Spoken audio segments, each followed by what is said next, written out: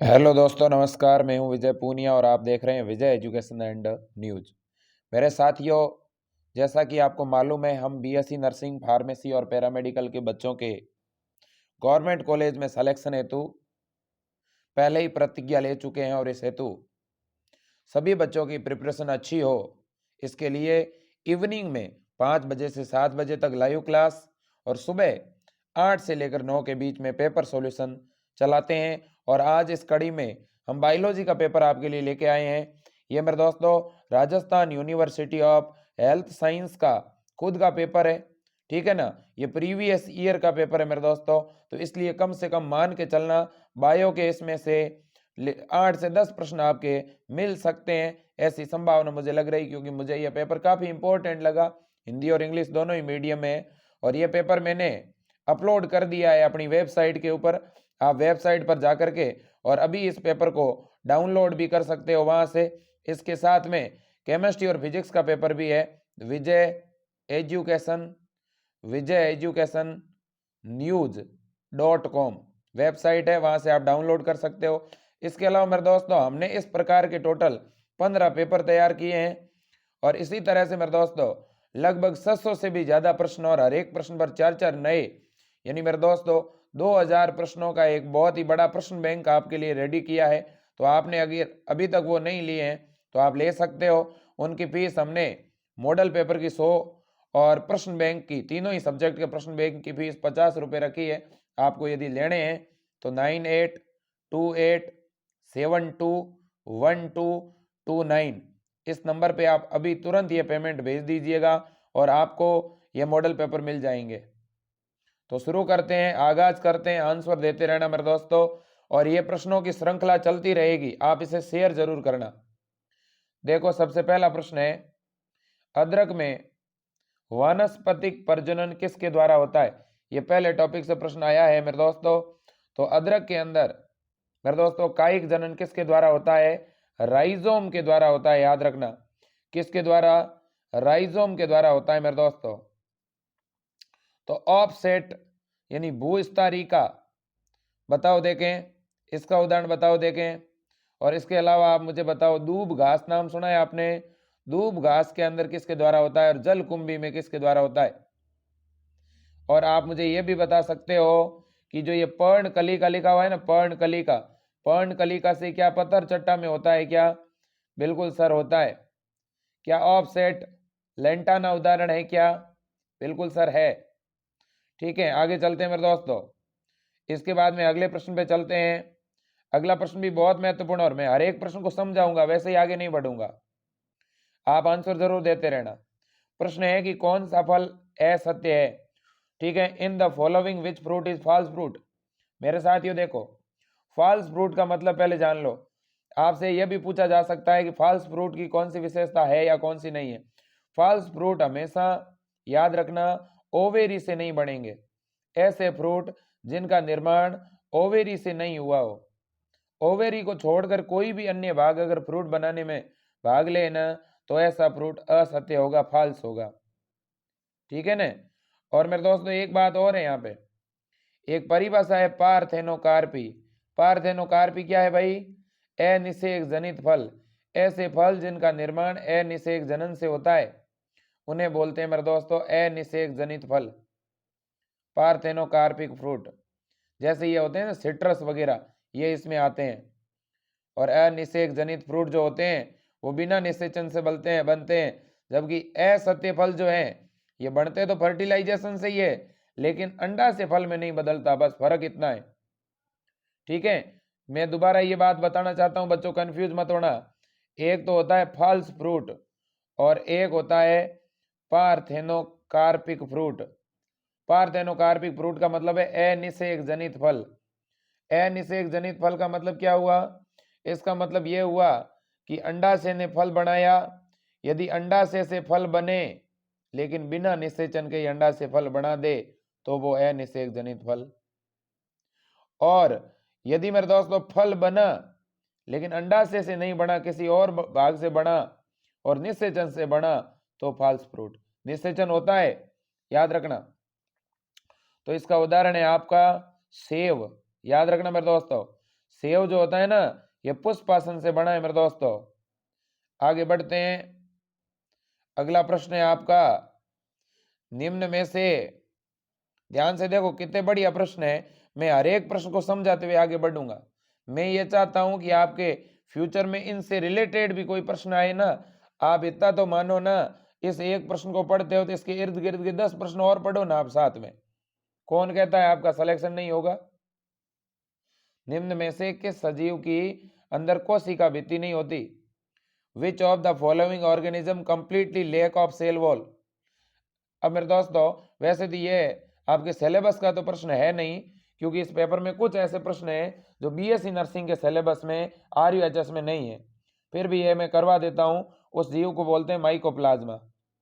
Mycoplasma ऐसा जीव है जिसके बाहर सेल वॉल नहीं होती। अगले प्रश्न पे चलते हैं।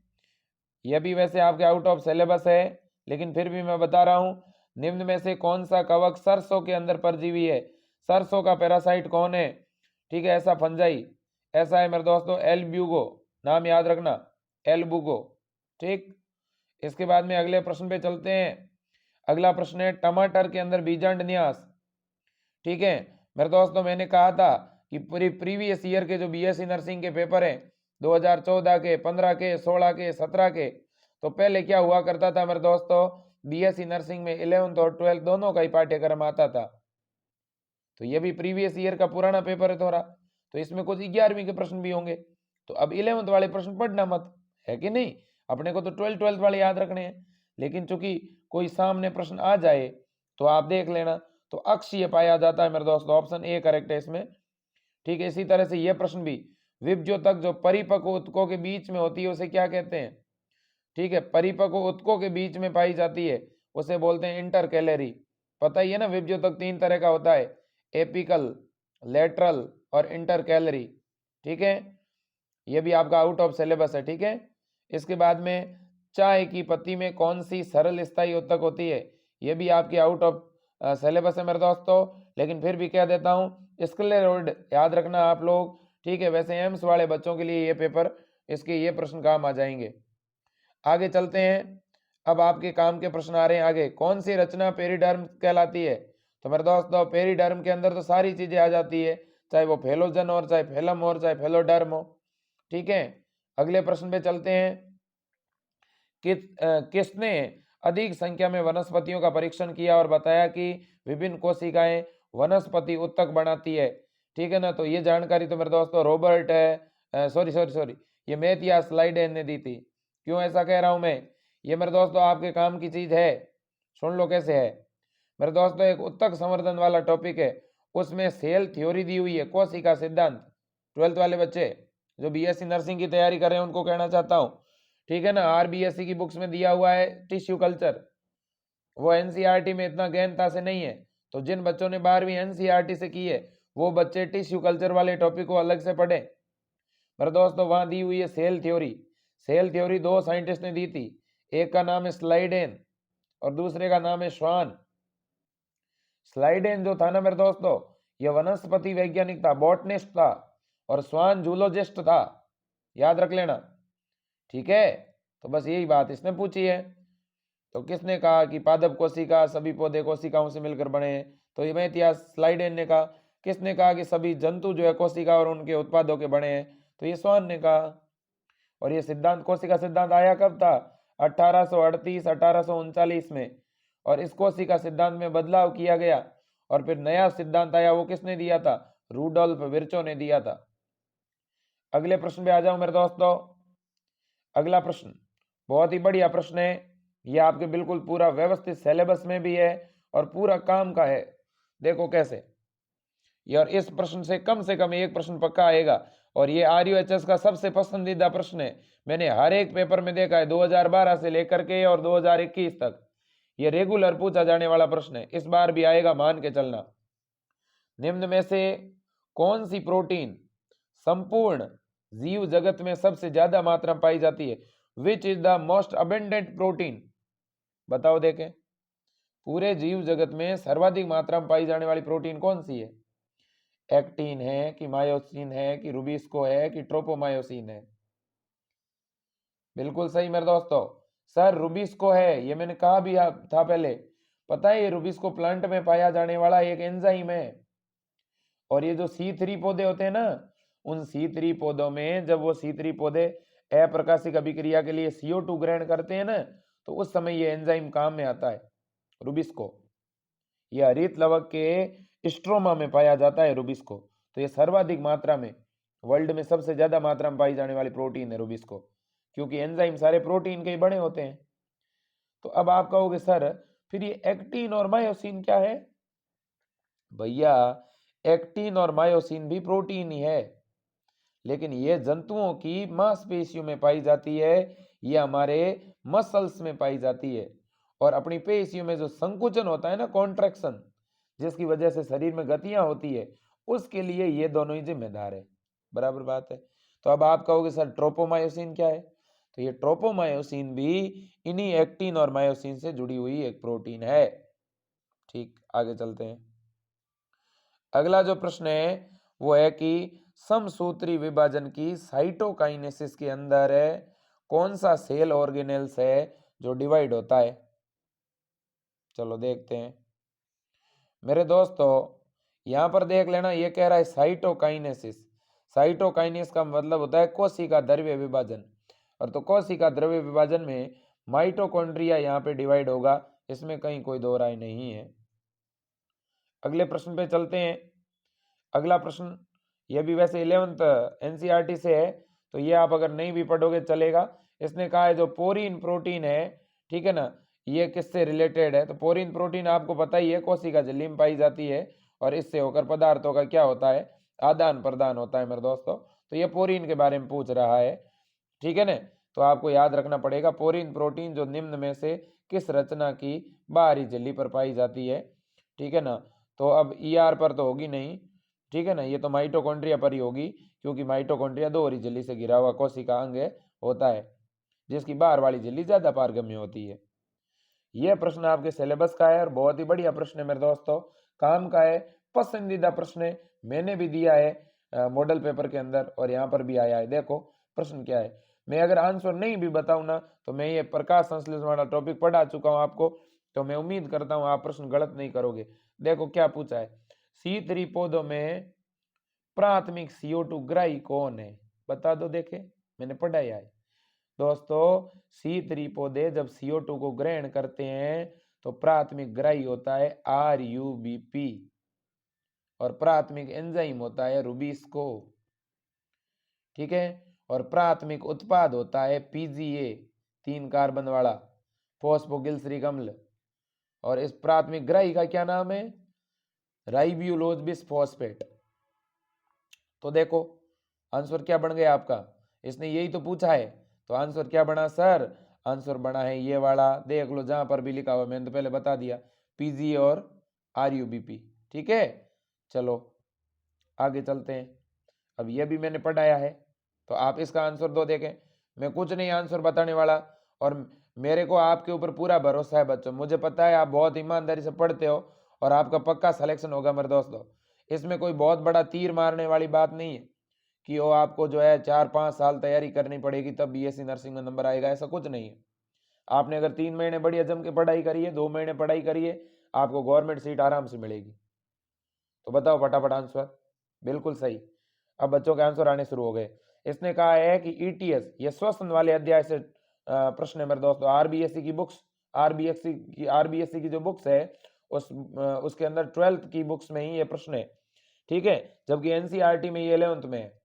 तो देखो इलेक्ट्रॉन परिवहन तंत्र के दौरान NADH और FADH2 के अणु से ऑक्सीकरण के दौरान कितनी ATP बनती है?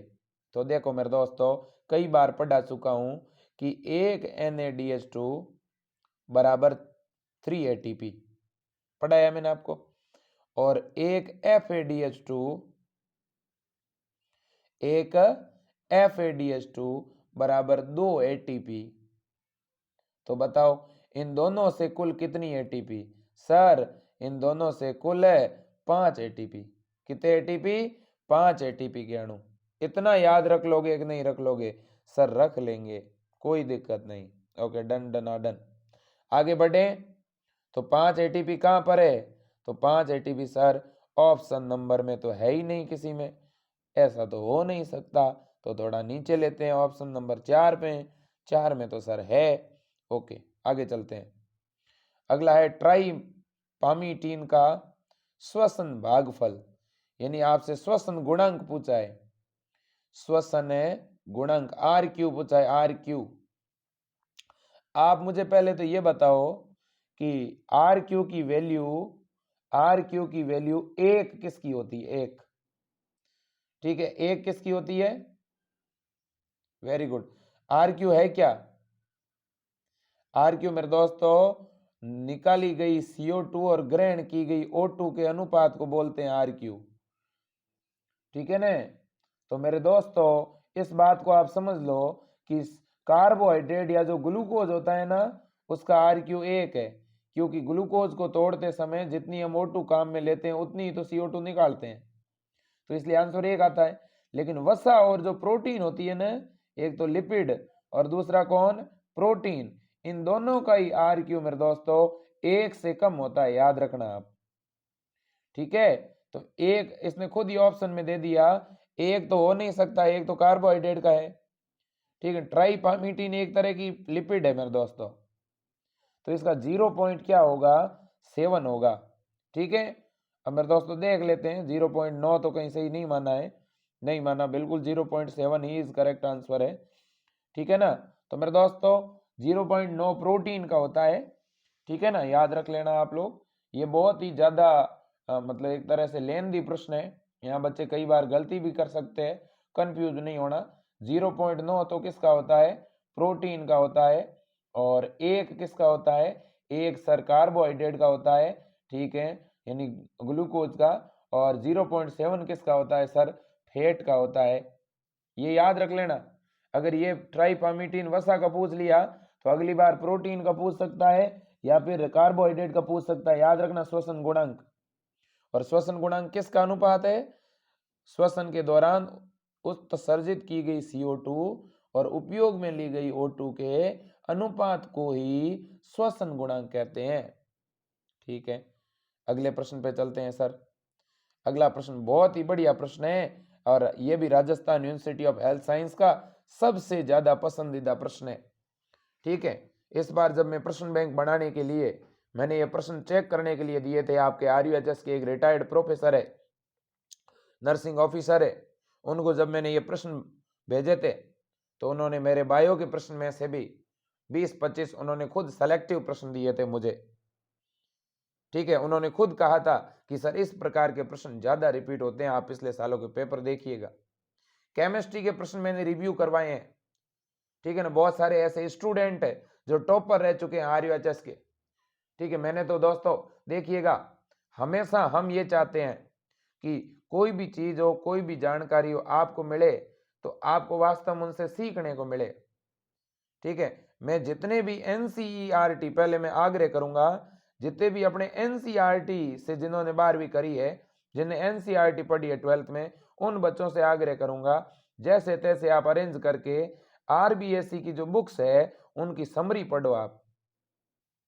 RBSC की बुक्स ही रामबाण है मेरे दोस्तों, सीधे प्रश्न आएंगे RBSC की किताब से, कोई और गाइड नहीं पढ़नी, ठीक है। और जिन बच्चों ने RBSC से 12th करी है उन बच्चों ने कोविड काल में पूरी बुक्स तो पढ़ी नहीं, तो आप मेरे दोस्तों जो आपका 40% पाठ्यक्रम हटाया गया था कोविड की वजह से, वो पढ़ो अब ज्यादा से ज्यादा, वो शामिल है इस परीक्षा में।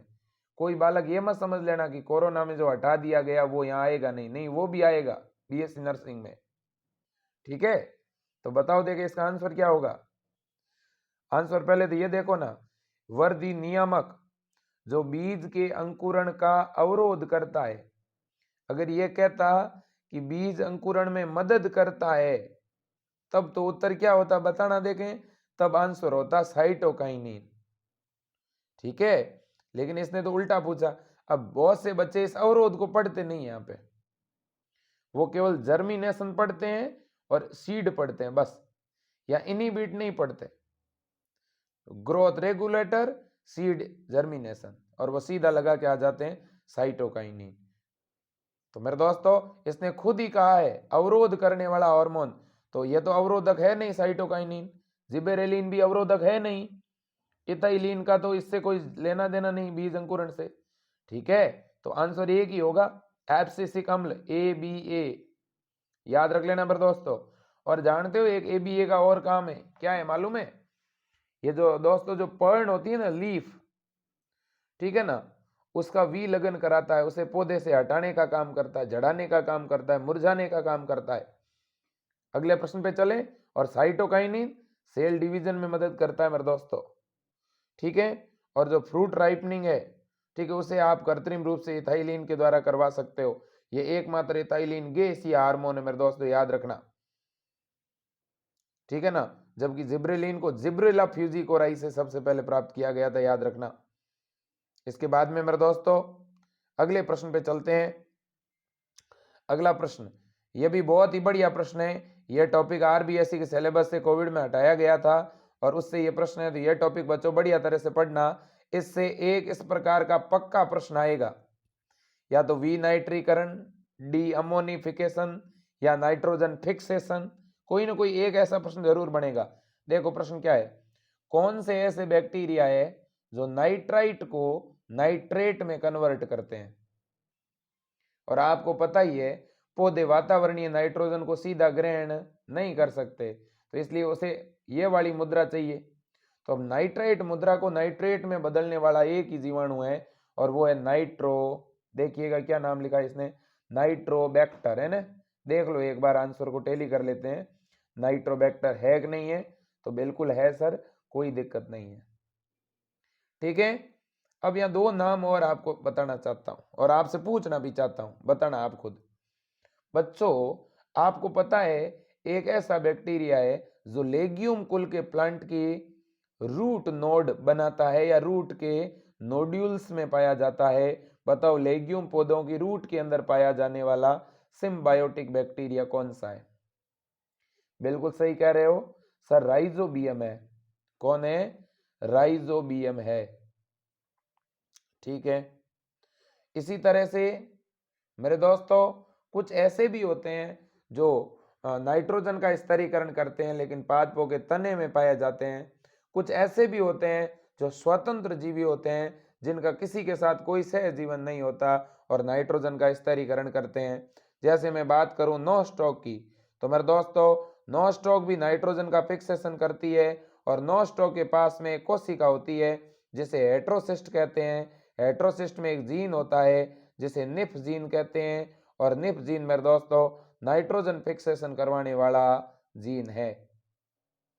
इसके अलावा मेरे दोस्तों एक और बात आपसे कहना चाहूंगा कि आप याद रखना, ये जो पौधे होते हैं इनके पास एक लेग हीमोग्लोबिन नाम का पदार्थ होता है। यह नाइट्रोजन फिक्सेशन के दरमियान कहीं ना कहीं मदद करता है। ठीक है, चलो रूट नोड्यूल बनाने में।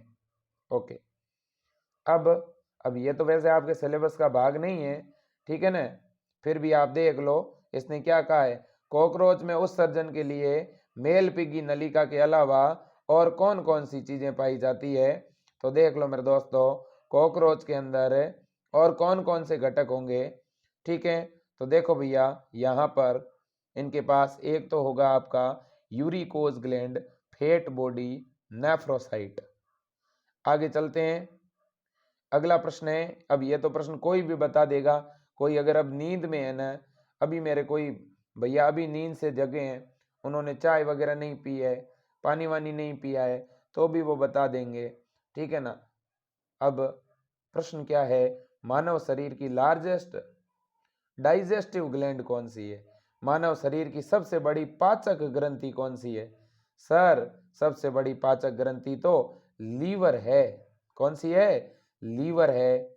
अब मैं देखो यहां से पाचक शब्द हटा रहा हूं, अब बताओ आंसर क्या होगा। शरीर की सबसे बड़ी ग्रंथि कौन सी है? अब बताओ देखें, अब भी आंसर लीवर होगा, बिल्कुल सही कह रहे हो। शरीर की सबसे बड़ी ग्रंथि भी लीवर है। अब देखो मैं अब इस के बीच में नाम लिख रहा हूं अंतःस्रावी। शरीर की सबसे बड़ी एंडोक्राइन ग्लैंड कौन सी है? अब बताओ देखें, अब आंसर क्या होगा? अब आंसर होगा थायराइड। अब आंसर क्या होगा? थायराइड। थायराइड शरीर की सबसे बड़ी मेरे दोस्तों अंतःस्रावी ग्रंथि है। अगले प्रश्न पे चलते हैं। अगला प्रश्न क्या है देखो, अगला प्रश्न है sir which of the following not present in the saliva, इनमें से कौन सा है जो आपकी लार में नहीं पाया जाता। इनमें से ऐसा कौन सा एंजाइम है या कौन सा रसायन है जो आपकी लार में नहीं पाया जाता। पहले तो आप मुझे यह बता दो लार में पाया क्या जाता है। सर लार में तो पाया जाता है टाइलिन। टाइलिन को किस नाम से जानते हो, एल्फा एमाइलेज, ठीक है ना। ये तो क्या करता है, ये सर मंड को यानी स्टार्च को माल्टोज में कन्वर्ट करता है, ठीक है। और क्या होता है लार में भाई, और सर लाइसोजाइम होता है। लाइसोजाइम क्या करता है भाई, जीवाणुओं को नष्ट करता है सर। और इसके अलावा आप मुझे बताओ कोई लार रस के अंदर पाचक एंजाइम होगा। और सर पाचक एंजाइम तो नहीं होता, लेकिन इलेक्ट्रोलाइट होते हैं। इलेक्ट्रोलाइट्स का मतलब है कुछ विद्युत अपघटय होते हैं, कुछ आयंस वगैरह, ठीक है। तो देख लो अब आंसर कौन सा होगा। ये चारों ऑप्शन आपके सामने। तो बताओ लाइसोजाइम होता है, हाँ। इलेक्ट्रोलाइट होते हैं, एमाइलेज होता है। तो फिर इसका मतलब कौन सा आंसर रॉन्ग हुआ, प्रोटीएज। सर प्रोटीएज क्या है, प्रोटीएज प्रोटीन को पचाने वाले एंजाइमों को कहते हैं। और बता दो प्रोटीन पाचक एंजाइम क्या होंगे क्या, यहाँ पर नहीं होते। पहली बार प्रोटीन को पचाने वाले एंजाइम आमाशय के अंदर स्रावित होते हैं, आपको पता होना चाहिए। और मेरे दोस्तों हमारा जो आमाशय है, हमारा जो स्टोमक है, इस स्टोमक के अंदर आपको पता होना चाहिए, स्टोमक के अंदर मेरे दोस्तों कौन सा पाचक रस बनता है, गैस्ट्रिक जूस बनता है, जिसे हम जठर रस कहते हैं। मेरे दोस्तों जठर रस को बनाने के लिए हमारे पास में 2-3 प्रकार की कोशिका है। एक तो होती है पेप्टिक सेल, एक होती है ऑक्सेंटिक सेल, ठीक है ना। और एक होती है मेरे दोस्तों हमारे पास में गोबलेट सेल, ठीक है ना। गोबलेट सेल म्यूकस बनाती है श्लेष्मा, ऑक्सेंटिक सेल हाइड्रोक्लोरिक अम्ल का निर्माण करती है। इसी तरह से मेरे दोस्तों आपकी जो जाइमोजन या जो पेप्टिक सेल हैं, ये प्रोटीन पाचक एंजाइम का निर्माण करती है। तो मैं आपसे कहना चाहता हूं कि आपके जठर रस में प्रोटीन पाचक एंजाइम हैं पेप्सिन, और इसके अलावा एक होता है रेनिन, ठीक है ना। ये होते हैं मेरे दोस्तों। तो पहली बार प्रोटीन पाचक एंजाइम तो सर जठर रस में आते हैं, आमाशय में। आमाशय से पहले और प्रोटीन पाचक एंजाइम लार में तो होते ही नहीं है सर। तो बिल्कुल समझ में आ गई ये बात, आगे बढ़ते हैं, ठीक है। लेकिन प्रोटीन पाचक एंजाइमों के नाम अगर मैं पूछूं तो क्या एक पेप्सिन ही नाम है क्या, नहीं, और भी एक नाम है, कौन सा, ट्रिप्सिन। कौन सा नाम है, ट्रिप्सिन। ट्रिप्सिन मेरे दोस्तों पेनक्रिएटिक जूस में होता है, पेनक्रियाज में, याद रखना, आमाशय में, ठीक है। इसके बाद में बहुत ही बढ़िया प्रश्न आ गया, RUHS का पसंदीदा प्रश्न है। एक तो ये प्रश्न पक्का आएगा, और ये तो मैं आपको कल या परसों में जैसे ही अपना मस्कुलर सिस्टम कंप्लीट हो जाएगा तो मैं ये सीधे पाचन श्वसन उत्सर्जन, ये तो एक एक क्लास के हैं मेरे दोस्तों। ह्यूमन फिजियोलॉजी के मैं लगभग जो है 1.5 घंटे की या 2-2 घंटे की लाइव क्लास लूंगा। उसमें एक क्लास में रेस्पिरेशन करा दूंगा, एक में डाइजेशन करा दूंगा, एक में सर्कुलेशन, ठीक है ना, और एक में नर्वस सिस्टम, ये मैं करवा दूंगा। आपका दिसंबर मंथ के अंदर सिलेबस करवा देंगे, रिवीजन पूरा हो जाएगा दिसंबर में, ठीक है ना। फिर तो 1 जनवरी से लेकर के और लगातार 7-8 जनवरी तक अपन क्या करेंगे मेरे दोस्तों, फिर अपन मैराथन क्लास चलाएंगे, ऐसे पेपर सॉल्व करेंगे ज्यादा से ज्यादा। मैं और बना दूंगा आपके लिए, चिंता मत करना, ठीक है। मेहनत इस बार बच्चों ऐसी करनी है अपने को कि जो है ना ये RUHS को पता चल जाए कि वास्तव में बच्चों ने क्या दम लगाया इस बार। इनको ये आज के बाद है ना इतने बढ़िया नंबर लेके आने हैं कि ये कभी एग्जाम को लेट करेंगे ही नहीं। ये सोचेंगे अगर एग्जाम इतना लेट हो गया तो बच्चे इतनी अच्छी तैयारी कर लेंगे, ठीक है ना। मेरे दोस्तों इस बार दिखा देना है यूनिवर्सिटी को कि हमारे अंदर कितना दम है, ठीक है। और इसके अलावा मेरे दोस्तों आपको मेरे से जो भी सपोर्ट सहयोग चाहिए ना, आप मांग सकते हो, मेरे को मैसेज कर सकते हो व्हाट्सएप पर। मैं आपके हर एक मैसेज का जवाब दे रहा हूँ। हाँ मैं लेट जरूर हो रहा हूँ मेरे दोस्तों। मैं आपकी जो है मॉडल पेपर मॉर्निंग में 2 घंटे भेजता हूँ, तो मॉर्निंग में तुरंत हाथों हाथ अगर किसी को मॉडल पेपर चाहिए तो आप सुबह के टाइम 7 बजे से लेकर के 11 बजे के बीच में पेमेंट कीजिएगा, आपको तुरंत मॉडल पेपर मिल जाएंगे, क्वेश्चन बैंक मिल जाएगी। इसके अलावा शाम को मेरे दोस्तों 4 बजे से लेकर के और रात को 12 बजे के बीच में आप जब भी पेमेंट करेंगे आपको तुरंत मॉडल पेपर मिल जाएगा। इस 11 बजे से 4 बजे के टाइम में मेरी ऑफलाइन क्लासें रहती है, इस वजह से मैं आपको मॉडल पेपर भेज नहीं पाता इस दरमियान। अगर आप इस दरमियान पेमेंट करोगे तो कोई दिक्कत नहीं है, अगर आपने 12 बजे भी पेमेंट कर दिया तो भी 4-5 बजे के आसपास आपके पास पेपर आ जाएगा। मैं अगर दिन के समय किसी का फ़ोन नहीं अटेंड कर पाऊँ तो माफ़ी चाहूँगा मेरे दोस्तों, क्योंकि दिन के टाइम मेरी क्लास रहती है। तो देखिएगा, मानव में ईआरवी, पहले तो ये श्वसन संबंधी आयतन तो वैसे मैं क्लास में सब कुछ समझाऊंगा। ईआरवी को बोलते हैं एक्सक्रेटरी रिजर्व वॉल्यूम, ठीक है, या यूं कह सकते हो एक्सपायरेशन रिजर्व वॉल्यूम। देखो, एक होता है एक्सपायरेशन और एक होता है इंस्पायरेशन। इंस्पायरेशन का मतलब तो होता है इनहेलेशन, यानी श्वास को अंदर लेना, और एक्सपायरेशन का मतलब होता है श्वास को बाहर छोड़ना। अब मेरे फेफड़ों में श्वास भरी हुई है और मैंने क्या किया, मैंने बाहर की तरफ श्वसन किया, मैंने उच्च श्वसन किया, तो अंदर की वायु किधर चली गई, बाहर चली गई। तो जितनी भी वायु बाहर गई ना, वो उसका जो आयतन है ना, वो आपका ईआरवी है। तो देख लो कितनी वायु बाहर गई, तो ईआरवी की वैल्यू कितनी होती है। ईआरवी की वैल्यू आपको याद करनी पड़ेगी, रटनी पड़ेगी मेरे दोस्तों, और वो होती है 1000 से लेकर 1100 मिलीलीटर। ठीक बात। तो मेरे दोस्तों 500 मिलीलीटर क्या होता है फिर, वो होता है टाइडल वॉल्यूम, टीवी, याद रखना, ठीक है ना। चलो, और बाकी मेरे दोस्तों 6000 से 8000 ये तो कुछ होता ही नहीं है। फेफड़ों की हाईएस्ट कैपेसिटी अपनी 5800 मिलीलीटर ही होती है, ठीक है ना, याद रखना। अब इसके बाद में आगे बढ़ते हैं, अगला जो प्रश्न है आपका उसे भी देख लेते हैं। अगला प्रश्न क्या है, एक स्वस्थ व्यक्ति के रुधिर के अंदर हीमोग्लोबिन कितना होता है।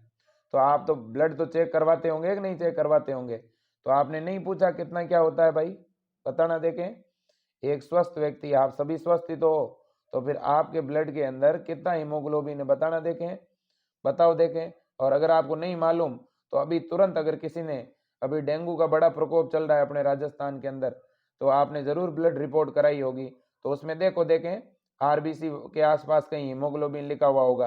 हीमोग्लोबिन की रेंज 6 से 8 तो नहीं होती नॉर्मल, ठीक, 20 से 21 ये भी नहीं होती। आप तो ऐसे सेलेक्ट करो आंसर को, कभी भी सीधे आंसर के उत्तर को पहचानने का प्रयास कभी मत करना, ये भूल नहीं करनी आपको। पहले सेलेक्ट करो कि ये नहीं होगा, ये भी नहीं होगा, तो फिर कौन सा हो सकता है, यही तो होगा। 12 से लेकर के 16 ग्राम मेरे दोस्तों होगा, आप मान के चलना, प्रति मिलीलीटर, 12 से 16 के बीच में होगा, ठीक है। चलो आगे चले। अब मेरे दोस्तों मैं आपसे एक यहाँ प्रश्न पूछूं, आप मुझे बताओ अपने शरीर के अंदर श्वसन वर्णक कौन सा है, रेस्पिरेटरी पिगमेंट कौन सा है, बताओ देखें। बिल्कुल सही, हीमोग्लोबिन है। हीमोग्लोबिन श्वसन वर्णक भी है और रुधिर वर्णक भी है, याद रख लेना, ठीक है। अगला जो प्रश्न है वो बहुत ही बढ़िया है, पाचन तंत्र से है ये प्रश्न, सॉरी आपका है ये प्रश्न सर्कुलेटरी सिस्टम से है। देखो, रुधिर थक्का जमने के दौरान निष्क्रिय फाइब्रिनोजन को सक्रिय फाइब्रिन में कौन बदलता है।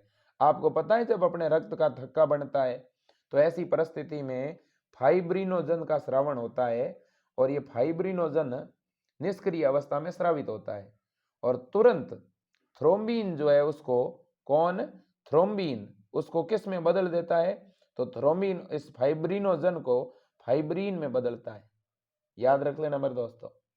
और ये थ्रोम्बिन भी पहले प्रोथ्रोम्बिन में, प्रोथ्रोम्बिन अवस्था में पाया जाता है, प्रोथ्रोम्बिन से थ्रोम्बिन बनता है और थ्रोम्बिन फाइब्रिनोजन को फाइब्रिन में बदलता है। फाइब्रिन जहाँ पे अपने घाव लगाए ना शरीर पे, वहां ऐसे नेट बनाता है, जाल बनाता है, और उन जाल में अपनी रुधिर कोशिका फंस जाती है और रक्त का थक्का बन जाता है। यह एक विटामिन हेल्प करता है, बताओ तो कौन सा विटामिन हेल्प करता है, कौन सा विटामिन हेल्प करता है ब्लड क्लोटिंग में, बताओ देखें। Very good, very good sir, यहां पर जो विटामिन हेल्प करता है वो है विटामिन के, ठीक है। एक और प्रश्न पूछ लूं, ऐसा कौन सा जेनेटिक डिसऑर्डर है जिसके अंदर रोगी के अंदर ब्लड क्लोटिंग फैक्टर की डेफिशिएंसी हो जाती है और ब्लड क्लोट नहीं होता। ऐसा कौन सा जेनेटिक डिसऑर्डर है? वेरी गुड मेरे दोस्तों, हीमोफीलिया सर। तो हीमोफीलिया को एक रॉयल डिजीज भी कहते हैं, मालूम है आपको? और इसको ब्लीडर डिजीज भी कहते हैं, ब्लीडर डिजीज, क्योंकि इसमें ब्लीडिंग होती है। और रॉयल इसलिए क्योंकि जो महारानी विक्टोरिया थी ना, उसके वंशजों में इसका जो है मेरे दोस्तों अध्ययन किया गया था। बराबर बात? ओके, आगे बढ़े। चलो, प्यारे प्यारे कमेंट नहीं आ रहे मेरे साथियों, क्या हुआ? वापिस नींद में सो तो नहीं गए, या अभी कंकाल दिखाऊं इस क्लास में? ठीक है ना। अब सुनो अगला प्रश्न, ये आपका सर्कुलेटरी सिस्टम से है। देखो, मतलब ये पसंदीदा प्रश्न है, आप यूं समझ लो, क्योंकि मेरे दोस्तों पेपर बनाने वाले तो गिने चुने लोग हैं RUHS में। ठीक है ना, आप कहो तो मैं उनसे मिला दूं, आपको मिला दूं? बताओ, RUHS पेपर टीम से मिला दूं क्या? आपको मिलना है तो अब डेली 10 घंटे पढ़ते हो ना, तो उस टाइम पीरियड को 14 घंटे बना दो। और अगली 15 जनवरी को मैं मिलाने वाला हूं। जब आपका एग्जाम होगा तो वो एग्जाम ड्यूटी में ही रहेंगे, और मैं बता दूंगा कि ये सर इन्होंने पेपर बनाया। ठीक है ना, उस समय बता दूंगा पक्का। ठीक है, और मुझे पता है कि आप लोगों ने इतनी जबरदस्त मेहनत करी है कि आप इन पेपर के परखच्चे उड़ा दोगे। यही पेपर आएगा, यूं समझ लो, ये इसी तरह का आएगा। बताओ, इस प्रश्न को सॉल्व नहीं कर पाओगे? ये कोई प्रश्न है? ठीक है, देखो तो क्या प्रश्न है। एक ही ओर के आलिंद और निलय एक मोटी पेशीय भित्ति से अलग है, उस भित्ति को क्या कहते हैं? अरे मेरे दोस्तों, हृदय में 4 कॉक्स होते हैं, ये हृदय की विभाजिका है। देखो आप, ये है इधर दायां आलिंद और दायां निलय, बायां आलिंद और बायां निलय। राइट एट्रियम लिख दूं, right atrium, right ventricle, left atrium और लेफ्ट वेंट्रिकल।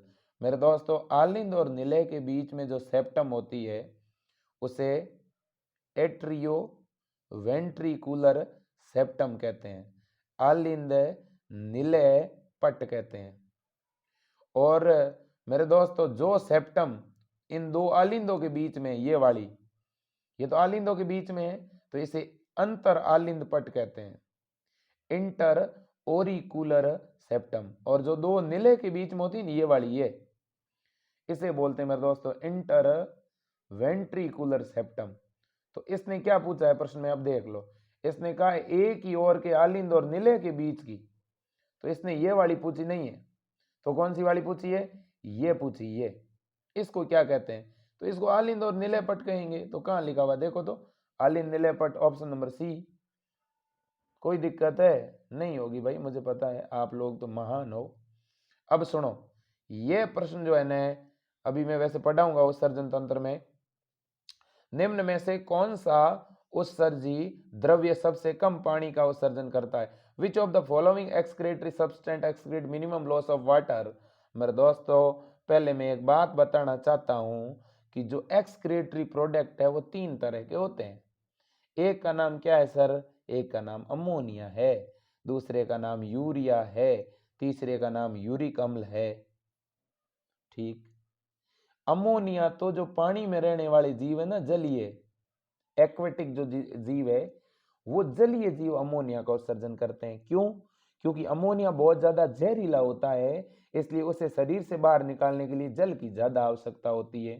तो बताओ, सर्वाधिक पानी की आवश्यकता होगी किसको त्यागने के लिए? अमोनिया को। तो ये सबसे विषैला है कि नहीं है? बिल्कुल है, सबसे ज्यादा विषैला। ठीक है, अब बारी आई यूरिक अम्ल की, यूरिया की। यूरिया जो है ना मेरे दोस्तों, इसे शरीर से बाहर निकालने की जल तो चाहिए, लेकिन इसमें मध्यम जल की आवश्यकता होती है, ज्यादा जल नहीं चाहिए, मध्यम, इसलिए ये कम जहरीला है।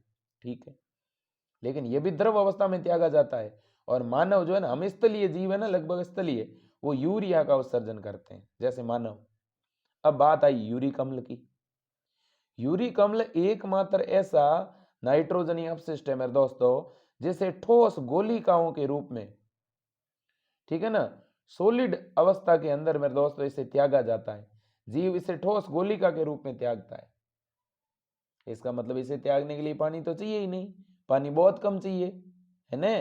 तो बताओ मेरे दोस्तों, जिसे त्यागने के लिए पानी बहुत कम चाहिए, वो है यूरिक एसिड। और ये कौन सी अवस्था में त्यागा जाता है? सॉलिड। इसका त्याग करने वाले जीव कौन कौन से हैं? जैसे रेप्टाइल्स हो गया, एवीज हो गया, ये जितने भी इंसेक्ट हो गए, कीट वगैरह, ये इनका तो त्याग करते हैं। आगे चलें, चलो सर। अब 8 प्रश्न और बचे हैं आपके, 7 हैं, 8 भी नहीं पूरे। औसत किडनी के द्वारा प्रति मिनट कितना रुधिर जो है वो फिल्टर होता है? आपकी जो किडनी है ना मेरे दोस्तों, वो पूरे दिन के अंदर कितने ब्लड को फिल्टर करती है, ये बात यहाँ पे बताई हुई है। तो देखो देखें, इसने मिनट की बात की, 1 मिनट, ठीक है ना। ग्लोमेरुलर फिल्ट्रेशन रेट आपने पढ़ी होगी, GFR, ठीक है। तो यहाँ पर इसने पूछा है कि 1 मिनट में किडनी कितना फिल्टर कर देगी। तो मेरे दोस्तों वो 1100 से लेकर के और आपकी 1200 मिलीलीटर फिल्टर कर देगी, ठीक है। आगे बढ़े। अगला जो आपका प्रश्न है वो तो मैं कल की लाइव क्लास में बताऊंगा वैसे तो, लेकिन चूंकि ये प्रश्न आ गया है तो यहाँ थोड़ा समझा दूं। जॉइंट पे प्रश्न आया है मेरे दोस्तों, कंकाल पे प्रश्न आया है, देख लो आप। निम्न में से शरीर में किस, सीधे में बिल्कुल भी, अब इंग्लिश का पढ़ते हैं। Which joint in the body do not allow any movement? शरीर में ऐसी कौन सी संधि है जिसमें हलन चलन नहीं होती? अच्छा प्रश्न है। तो देखो, कब्जा संधि, आज मैंने बताया था ना, मैंने कहा था हमारी जो एल्बो होती है ना, हमारी कोहनी, इसमें कब्जा संधि होती है। तो बताओ, कोहनी तो 180 डिग्री के कोण पे गति कर सकती है ना, तो ये तो आंसर हो नहीं सकता। अब बात करो आप बॉल एंड सॉकेट की, तो बॉल एंड सॉकेट जॉइंट तो 360 डिग्री के कोण पे घूमता है, जैसे अपना शोल्डर है ना, तो ये भी आंसर हो नहीं सकता। इसके बाद में आंसर आया कार्टिलेज जॉइंट, यानी उपास्थि युक्त संधि, ठीक है ना मेरे दोस्तों। तो कार्टिलेज कौन सी है? इससे पहले एक ऑप्शन में और देख लेता हूं, चौथा फाइब्रस जॉइंट। अब देखो मेरे दोस्तों, कार्टिलेज जो जॉइंट है ना, इनमें हलचल होती है थोड़ी बहुत। अब आप कहोगे सर कार्टिलेज जॉइंट में अगर हलचल होती है तो कार्टिलेज जॉइंट पाए कहाँ जाते हैं? तो मेरे दोस्तों, कार्टिलेज जॉइंट पाए जाते हैं आपकी जो ये रीढ़ की हड्डियां होती है ना, इनके बीच में कुछ पदार्थ भरा होता है इस प्रकार से। तो अपनी जो रीढ़ की हड्डियां है ना, इनके बीच में पाया जाता है एक पदार्थ, वो कार्टिलेज जॉइंट है। उसे बोलते हैं इंटरकेलेटेड डिस्क। पता है आपको, रीढ़ की हड्डी की जो ये कशेरुका होती है ना, इनके बीच में मेरे दोस्तों कार्टिलेज होता है, उपास्थि होती है। और वो उपास्थि एक गद्दी बनाती है, एक सीट बनाती है यहाँ बीच में, ठीक है। उसे बोलते हैं इंटरकेलेटेड डिस्क।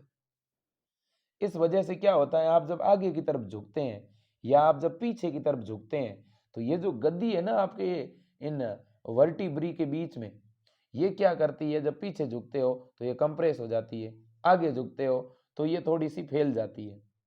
तो फिर रीढ़ की हड्डी में तो हल्की फुल्की तो हो ही रही है ना गति, तो वो तो इसकी वजह से हो रही है। तो इसका मतलब ये भी आंसर नहीं है।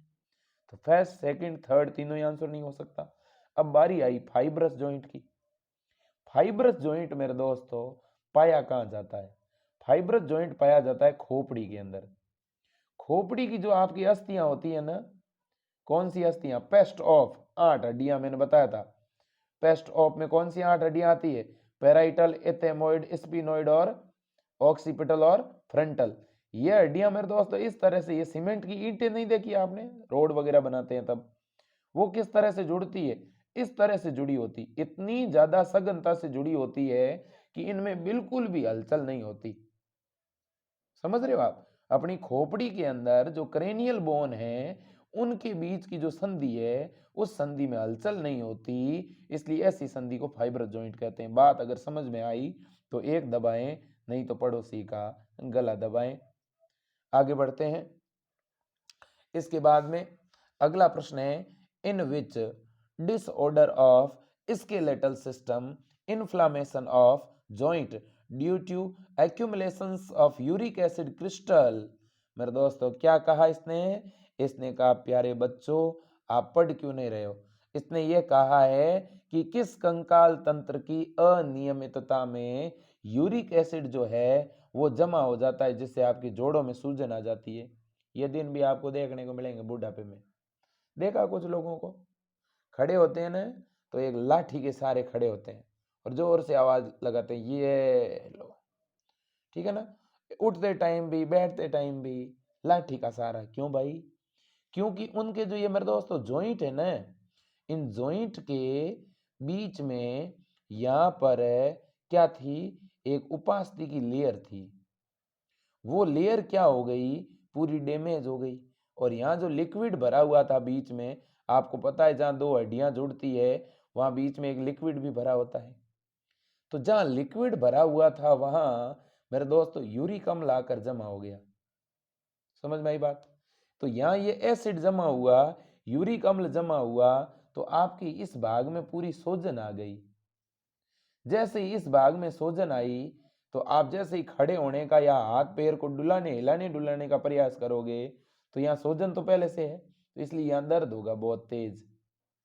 तो मेरे दोस्तों जहाँ अपने जॉइंट होते हैं ना संधि, वहां अगर यूरिक अम्ल जमा हो जाए तो वहां पे दर्द होता है। और इस बीमारी का कारण है, इस बीमारी का नाम है गाउट। क्या नाम है इसका? गाउट। तो आप कहोगे सर फिर टिटेनी क्या है? अरे भैया, टिटेनी बीमारी तो पैराथायराइड हार्मोन की कमी से होती है। कौन से हार्मोन की? पैराथायराइड की कमी से होती है टिटेनी, ठीक है ना। जिसमें ब्लड के अंदर कैल्शियम की कमी आ जाती है। कैल्शियम की क्या हो जाती है ब्लड में? कमी। अब ऑस्टियोपोरोसिस, भैया ऑस्टियोपोरोसिस तो पैराथायराइड की अधिकता से होती है और जिसके अंदर आपकी हड्डियों से पूरा कैल्शियम टूट टूट के ब्लड में चला जाता है, जिससे आपकी हड्डियों में छेद हो जाते हैं, हड्डियां खोखली और कमजोर हो जाती है, उसे ऑस्टियोपोरोसिस कहते हैं। ऑस्टियोपोरोसिस के दो कारण है मेरे दोस्तों, अस्थि छिद्रता बोलते हैं इसे। एक तो कारण है पैराथायराइड हार्मोन की अधिकता, एक तो पैराथायराइड की क्या? अधिकता। और दूसरा मेरे दोस्तों, जब आदमी वृद्धावस्था में आ जाता है तो ऐसी परिस्थिति में भी जब बुढ़ापा आता है ना, तो आदमी में कैल्शियम वैल्शियम की कमी तो हो ही जाती है। तो ऐसी परिस्थिति में भी हड्डियां कमजोर होने से ऑस्टियोपोरोसिस हो जाता है, ठीक है। इसके बाद में इसने और बीमारी कौन सी? ऑर्थेराइटिस। ऑर्थेराइटिस में भी यही होता है, उसके जो जॉइंट वगैरह होते हैं ना उनमें सोजन आ जाती है, ठीक है ना। तो मेरे दोस्तों जिससे इसे बोलते हैं एक तरह से मतलब शरीर जुड़ जाता है उसका, जो जॉइंट है ना वहाँ वहाँ मेरे दोस्तों गति नहीं होती, ऐंठ जाता है एक तरह शरीर ऑर्थेराइटिस में। रूमेटॉइड ऑर्थेराइटिस नाम सुना होगा, जो स्व प्रतिरक्षा रोग है एक तरह का, ठीक है। तो इसका आंसर आपका गाउट है। लेकिन मैंने सभी रोगों के बारे में बता दिया ताकि आपको कोई दिक्कत नहीं हो। 95वां प्रश्न है, ये वैसे तो आपके सिलेबस से आउट है, ठीक है ना, फिर भी यहाँ पे इसने कहा है तंत्रिका तंतु विश्राम अवस्था के अंदर पटल के आर पार आयनों की सांद्रता को सोडियम पोटेशियम पंप के द्वारा आयनों के सक्रिय वहन द्वारा संतुलित रखा जाता है।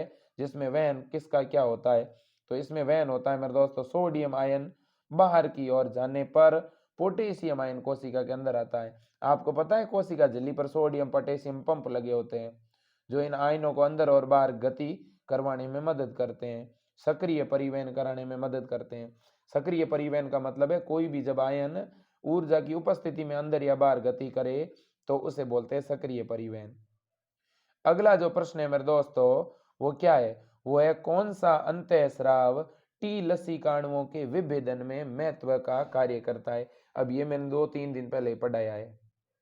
प्रश्न को थोड़ा सरल भाषा में बता दूं, ऐसा कौन सा हार्मोन है जो टी लिम्फोसाइट होती है ना, टी लसीकाणु, इनकी ट्रेनिंग करवाने में मदद करता है? तो टी लिम्फोसाइट, टी लसीकाणुओं का प्रशिक्षण कहाँ होता है, विभेदन कहाँ होता है? थाइमस ग्रंथि में। और थाइमस ग्लैंड कौन सा हार्मोन स्रावित करती है? थाइमोसिन। तो आंसर क्या होगा? थाइमोसिन। अगला प्रश्न है मेरे दोस्तों, अगला प्रश्न कई बार पूछ चुका हूं और मैंने समझाया भी है, ये अगर गलत कर दिया ना तो एक लगेगी, अभी कह रहा हूं, फिर कहोगे कहा नहीं। अब सुनो, निम्न में से कौन सा अंतःस्राव स्टेरॉइड प्रकार का नहीं है? तो मेरे दोस्तों स्टेरॉइड प्रकार का हार्मोन कौन सा नहीं है? तो मेरे दोस्तों आपको पता ही है लिंग हार्मोन सारे स्टेरॉइड प्रकार के होते हैं, मतलब वसा के व्युत्पन्न होते हैं, चाहे वो एल्डोस्टेरोन हो, चाहे प्रोजेस्टेरोन हो, ठीक है, चाहे एंड्रोजन हो। लेकिन ये जो एड्रीनेलिन और नॉर एड्रीनेलिन हार्मोन है ना, ये अधिवृक्क ग्रंथि एड्रीनल ग्लैंड जो है उसका मेडुला स्रावित करता है। पता है आपको, एड्रीनल ग्लैंड का जो मेडुला है वो स्रावित करता है एड्रीनेलिन और नॉर एड्रीनेलिन। ये स्टेरॉइड हार्मोन नहीं है, याद रख लेना, ठीक है ना। तो आंसर सही कौन सा होगा, ऑप्शन सी। लेकिन मैं अगर आपसे ये पूछूं दोस्तों, क्या एड्रीनल ग्लैंड का कोई भाग है ऐसा जो लिंग हार्मोन स्रावित करता है? हाँ सर करता है, उसका नाम है एड्रीनल कॉर्टेक्स। और कॉर्टेक्स की कौन सी लेयर स्रावित करती है? तो मैंने आपको क्या बताया था, जल्दी बताओ देखें। मैंने कहा था GFR, याद रखो, G for glomerulosa, F for fasciculata, R for reticularis, और रेटिक्यूलरिस से सेक्स हार्मोन स्रावित होते हैं, याद रखना, ठीक है। ग्लोमेरुलोसा से मिनरलोकॉर्टिकोइड, फेसिक्यूलेटा से तो मेरे दोस्तों ग्लूकोकॉर्टिकोइड, और आपको पता ही है एड्रिनल ग्रंथि का कॉर्टेक्स मेरे दोस्तों स्टेरॉइड हार्मोन स्रावित करता है। और इसके अलावा स्टेरॉइड हार्मोन कौन स्रावित करता है? एक तो स्रावित करता है टेस्टिस और दूसरा कौन, ओवेरी। ये तीन ऐसे अंग है मेरे दोस्तों जो स्टेरॉइड हार्मोन बनाते हैं। अगला प्रश्न है आपका, ठीक है ना। अगला जो आपका प्रश्न है मेरे दोस्तों वो है स्त्रियों के मुख से ली जाने वाली गर्भ निरोधक गोली कौन सी है? ठीक है, लेकिन नॉन स्टेरॉइड यानी बिना स्टेरॉइड वाली मुख से ली जाने वाली टेबलेट कौन सी है? तो मेरे दोस्तों एक ही फेमस है, आपको तो पता ही होगा, सहेली, ठीक है ना। परिवार नियोजन कार्यक्रम के दौरान इसे तैयार किया गया था, सहेली, ठीक है ना। इसके बाद एक और आई थी मेरे दोस्तों टेबलेट माला डी, ठीक है ना, लेकिन आपको सहेली याद रखना है। इसके बाद में अगला जो प्रश्न है वो है प्रोजेस्टेरोन हार्मोन का स्रावण कौन करती है? अब तो ये तो कई बार बता चुका हूं, फटाफट बताओ देखें, फटाफट बताओ। कार्पस ल्यूटियम बिल्कुल सही है। तो ग्राफियन पुट्टिका जो है वो कौन सा हार्मोन स्रावित करती है? सर वो तो एस्ट्रोजन करती है। कौन सा? एस्ट्रोजन हार्मोन, ठीक है। अंड पुट्टिका, ओवेरी फॉलिकल, तो ये अंड पुट्टिका ही तो है, ग्राफियन पुट्टिका। और यूट्रस में तो भ्रूण का आरोपण होता है एंडोमेट्रियम में, ठीक है, इम्प्लांटेशन ऑफ द एम्ब्रायो। अगले प्रश्न की बात करते हैं, 100वां प्रश्न है ये। माता के द्वारा शुरुआत के दिनों में जो दूध स्रावित होता है उसे कोलेस्ट्रम कहते हैं। और ये जो पीले रंग का कोलेस्ट्रम होता है मेरे दोस्तों, इसमें एक एंटीबॉडी होती है। कौन सी एंटीबॉडी होती है माँ के दूध में? माँ के दूध में सर एंटीबॉडी IgA होती है। और अपरा को कौन सी एंटीबॉडी पार करती है? अपरा को सर IgG पार करती है। एलर्जी के समय कौन सी क्रियाशील होती है मेरे दोस्तों? Sir IgE। अब सुनो मेरी बात, सुन लो बड़े शब्दों में। ये जो पेपर है ना आपका, ये पेपर है 2014 BSc नर्सिंग का, समझ में आई बात? ये BSc नर्सिंग 2014 का है और ये मैं अभी वेबसाइट पर डाल रहा हूँ, क्लियर बात? आप वेबसाइट से इस पेपर को डाउनलोड करना, इसमें फिजिक्स के भी प्रश्न है और केमिस्ट्री के भी हैं, ठीक है। तो ये वेबसाइट पे वैसे कुछ और डाले हुए हैं, ये भी मैं डाल दूंगा। कुल मिला के मैं कहना ये चाहता हूँ मेरे दोस्तों, आप अगर मुझे सपोर्ट करेंगे ना तो मैं आपके लिए 1 घंटा नहीं 4 घंटा 5 घंटे जितना कहोगे उतना निकालूंगा, ठीक है। आपके सपोर्ट की मुझे ज़रूरत है। आप मेरे दोस्तों कम से कम आपसे निवेदन करता हूँ, ठीक है ना, डेली 3-4 ऐसे बच्चों को इस चैनल पर जरूर जोड़ें जो ऐसे परिवार से है जो बहुत भारी भरकम फीस नहीं भर सकते, ठीक है। उनको अपन बिल्कुल फ्री में पढ़ाएंगे मेरे दोस्तों, तैयारी करवाएंगे। अगर आपका करियर बनता है, ठीक है ना मेरे दोस्तों, तो इससे बड़ी बात और कुछ नहीं हो सकती। और मैं तो हमेशा भगवान से दुआ करता हूँ कि आप सफल हो, सक्सेस हो, ठीक है ना, आपको अपनी मंजिल मिले मेरे दोस्तों, ठीक है। और एक भारी भरकम प्राइवेट कॉलेज की फीस से आप बचो। तो यह बहुत ही महत्वपूर्ण जानकारी आपको मैंने दी है, आपका बहुत अच्छा सपोर्ट मिल रहा है मेरे दोस्तों, ठीक है। और मैं फिर से कहूँगा कि अपना जो मॉडल पेपर है और अपनी जो प्रश्न बैंक है वो ज़्यादा से ज़्यादा बच्चे खरीदे। इस हेतु आप यह जानकारी स्टेटस पर ज़रूर लगाएं। और कोई फालतू में अपना स्टडी मटेरियल कोई वायरल करता हुआ पाया जाता है तो आप उस व्यक्ति का विरोध करें मेरे दोस्तों, क्योंकि यह संस्थान आपकी है, ये यूट्यूब चैनल आपका है मेरे दोस्तों। यहाँ पे आप सभी के सहयोग से ऐसा हुआ है, ठीक है ना। आप सभी का सहयोग है तभी हम ऐसा काम कर रहे हैं। अगर आपका सहयोग नहीं होता तो दोस्तों हम बहुत छोटे आदमी हैं, हम कुछ भी नहीं हैं।